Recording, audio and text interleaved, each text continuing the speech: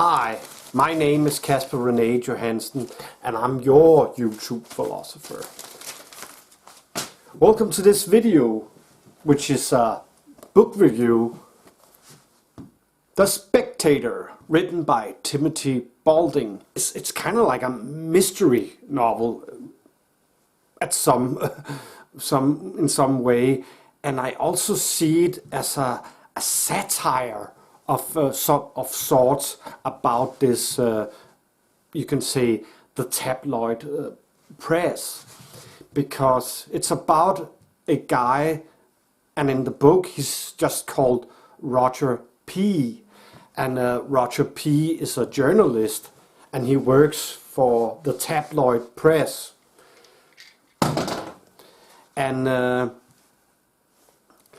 And he writes all these tabloid articles about famous people, what they eat, if they don't pay their taxes, who they screw around with, and so forth. All this tabloid interesting stuff. And he works for a newspaper, and it's just called The Hack, or it's referred to as The Hack in this book. So that's a very satirical and wittiful it's a funny book. It's in the beginning that this novel is actually an unedited manuscript that's found in this journalist Roger P.'s prison cell. So you already know from the beginning that he's in prison for a crime, and it comes across pretty early that he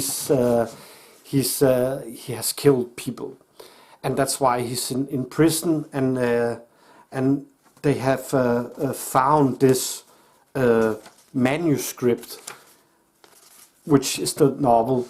The novel is the manuscript found in Roger P.'s cell. So there's already this interesting mystery. Is this a real manuscript, or is it fictional from the author Timothy Balding's side? Well, I'm not gonna reveal all that, but there's a narrator in this manuscript in that cell, which is written mostly by the Spectator. Well, who's the Spectator? Well, it comes across during this novel that the Spectator is Roger P.'s inner voice, you could say. I will come more into this Spectator, because that's the whole philosophy point, but let's just have the plot here.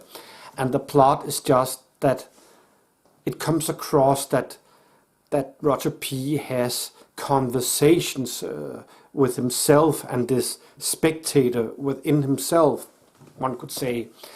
And the whole mystery is, why has he committed that crime? Why has he killed those people that he's in prison for? Or did he kill them? That's also the mystery. And I'm not going to reveal it. You can read the book. I'm not going to come with spoilers if he killed people or not. That's kind of like the mystery of the book. But you do get into what has happened, why he's in prison and all that. That's the plot. Now, the reason I called The Spectator a satire is, well, it's the finest meaning of the word, that it's a way to use humor, irony and exaggeration or ridicule to expose and criticize people's stupidity or vices, particularly in context of contemporary politics. Well, that's from Wikipedia right here, and that's basically what I'm referring to when I'm called The Spectator a satire, that it criticizes or ridicules or make funny how we are as readers of the tabloid press, and how the tabloid press uses its readers for financial gain and so forth. It's exaggerated, it's ridiculed, it's exposed and made funny with in this novel, but it also gets you to think about, because everybody gets criticized in this satire. The readers, the makers of this tabloid press, being the protagonist here is a journalist from the tabloid press, and also and all this is woven into a novel, a philosophical mystery novel that's also a satire. Now let's get into this philosophy of the Spectator, because Timothy Balding once again managed to write a very philosophical novel that's about free will, being self-aware, having the possession of consciousness and reason. So that's basically the philosophy that you can boil it down to very short in The Spectator, that Timothy Balding tries to show through his humorous mystery novel here, that we have, or at least some of us, but some have the capacity for free will and being self-aware and have consciousness and the ability to reason, and that's what makes all the difference in the world, that we have all this. Roger P., the protagonist of the book, he is, as a child, early on in his childhood, when he learned it at school, it was a profound experience for him to learn that 2 + 2 = 4, not 5. 2 + 2 = 4. And it's kind of like Timothy Balding and the protagonist of the book, that there's a universal truth out there that's undeniable. That's that 2 + 2 = 4. The whole idea that it could be 5 is something that's criticized in this book. Listen to this. Things were true, or they were not true. Then the psychoanalyst came along with French philosophers soon in hot pursuit and kicked the stuffing out of the whole idea of truth, which didn't after all exist, or at least not in the way we all had thought, but it was a matter of perspective, of your unconscious mind perhaps, of your cultural prejudice. It went without saying probably of your race, creed, or sexual orientation into the bargain. So we have here a criticism of 20th century's French philosophers, like he mentioned it later on in the book, Foucault, the post-structuralist philosophers, probably somebody like Derrida, and the whole deconstruction, where you tear down the whole thing, the whole discourse, the whole truth, you tear it down and build it up anew. That's a French philosophical thing, deconstructionism. So he criticizes this in this book and says something went wrong there with the whole thing, that there's more truth out there, and truth can be something to do with personal orientation. That's also a big discussion now with the whole fake news and flat earth and all this polemic discussions you see online. Is this the truth? Is this the other truth? And all these polemic things, and it's about the tabloid press. It's about the press. The Plato dialogues features Socrates, and Socrates mentioned in this apology, that he has this inner voice, a daimon, and this daimon is something that prevents him from doing bad. It prevents him from doing a crime or doing something that's not right. It doesn't make him doing anything. This inner voice, this daimon, Socrates says, it more prevents him from doing something. So that's the whole idea about the philosophy about the spectator, that it was not just Socrates that has had this ability. We all have it, or we all have the capacity to do it. We do not all do it, but that's the whole speculation about the spectator, is that some are able to have this inner voice and have a dialogue with it. And it's also something, when you go, she's not mentioned in this novel, but the philosopher Hannah Arendt, who also stipulated that somebody don't have an inner dialogue. Like she went to the Adolf Eichmann trials, and these Eichmann trials, she noticed that Eichmann had suspended an inner dialogue with himself about what he was doing with those Jews that he put on the trains to go to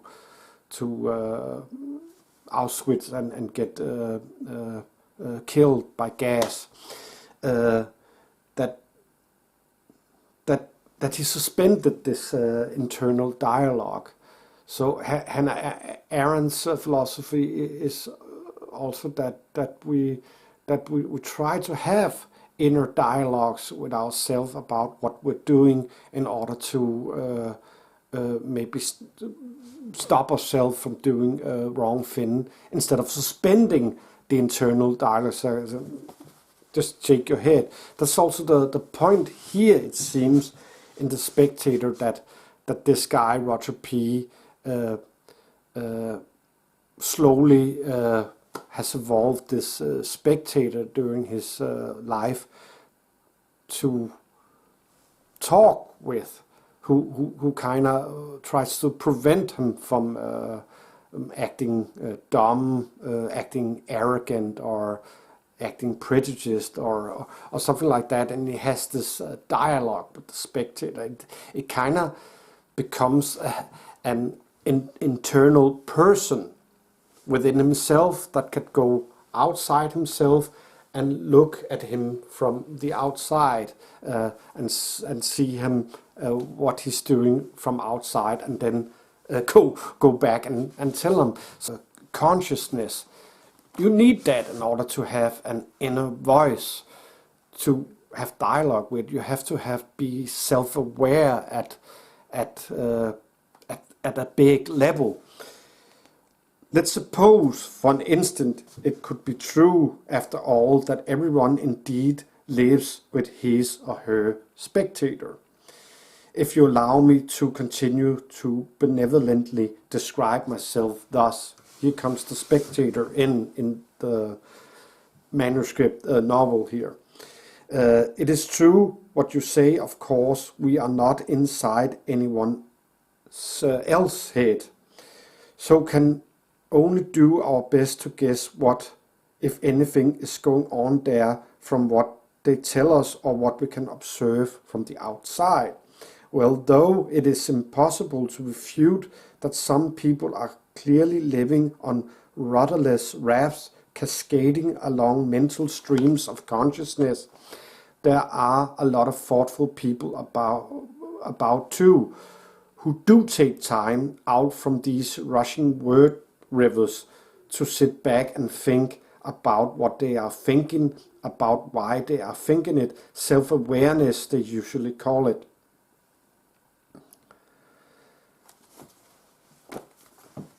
So this is it. Being self-aware is not just, my name is Kasper Rene Johansen, I'm here shooting a video. Of course, that's what I'm self-aware of, but there's also more to it, right? That I'm self-aware about being self-aware. I'm actually playing a kind of a role right now. I'm the philosopher shooting a video. It's not, I have more levels than this. I can be aware of so many things. I can have an eternal dialogue about who I really am as a person, and still conveying this video to you. Does that make sense to you? That being a rat can be self-aware of it experiencing pain, but can it be self-aware of being self-aware of having that pain? There's a difference. But again, this is about consciousness, and self-aware is also about free will. We have this ability, or at least some have it. And it's also, the Spectator even asked the reader at a point in this book that, "Dear reader, I would like to ask you a very personal question, if you will permit it. Do you have your own Spectator? Think about it. Perhaps a little pipsqueak, timidly hinting that you are full of nonsense like most people, and know nothing." And of course, Socrates was famous for being the most, that he didn't know anything. That he was so wise that he didn't know anything. But being aware that you know nothing is better than being unaware that you know nothing. I kind of think when I read The Spectator that this inner voice that we all have, or all have the capacity to have, it's kind of like an inner Socrates, if you will, because that's the whole Socratic method of asking questions, which is the Socratic method. That you have an inner voice that's Socratically asking yourself these questions. How do we possess this free will, this consciousness, this objectivity, this ability to have inner dialogue with ourselves, reasonable dialogue? This is also tapping into something that was very extremely important for these Greek thinkers like Socrates, which is reason and rationality. This book came out just last year, Robert Sapolsky's Determined Life Without Free Will. Now, Robert Sapolsky, he's a famous professor of neurology and biology at Stanford University, and he came out with this book just last year. Really dense, thick book. I haven't got it through it all yet, but I read some of it, and I hopefully will make a video about this one day, because he argues and tells the story about how science has come to the conclusion that we don't have this free will. And let's go a step further, we don't have a consciousness. It's an illusion. The illusion of free will and consciousness, which is exactly the opposite of Timothy Balding's points in this. So this is very interesting, because I, like Timothy Balding, think we have some sort of free will and reason and consciousness. But this is an interesting book, Robert Sapolsky, and if you're looking for something, especially in art and literature, that goes against the interpretation of the scientific results we have that Robert Sapolsky has with this life without free will. The Spectator is for you, because I myself have the philosophical belief that we have free will to an extent. But anyways, if you're looking for something in literature that kind of in an artistic way, philosophically way, shows you that we have free will and reason and all these things like consciousness, The Spectator is for you. Also, if you agree with Robert Sapolsky that we are determined and free will is an illusion, do read this anyway, in order for you to think for yourself. Because not all scientists or philosophers, modern philosophers, agree with Robert Sapolsky's interpretation of scientific results. So it's an interesting debate, this thing about free will or consciousness and so forth. So if you're looking for a perspective on that discussion, let the Spectator discuss that with you, because it's also about this inner conversation that Roger P. has with the Spectator. So we can be sure of one thing: the artillery commander who is just about to end your existence on this earth, surely a victim of his cognitive bias, he's certainly not a man of the Socratic school of thought. So you're about to shoot innocent people or shoot 10 people in the back of their head for being in a political opposition to yourself or something like that. You do not have this Socratic inner dialogue with yourself, because you probably would not have done it. So I hope you have enjoyed this book review, and I hope you will read Timothy Ball. It's also not that long a book, and it's very sharply and wittiful, thoughtful written, so you should read it. But anyways, hope you enjoyed this video, and I hope to see you in the next.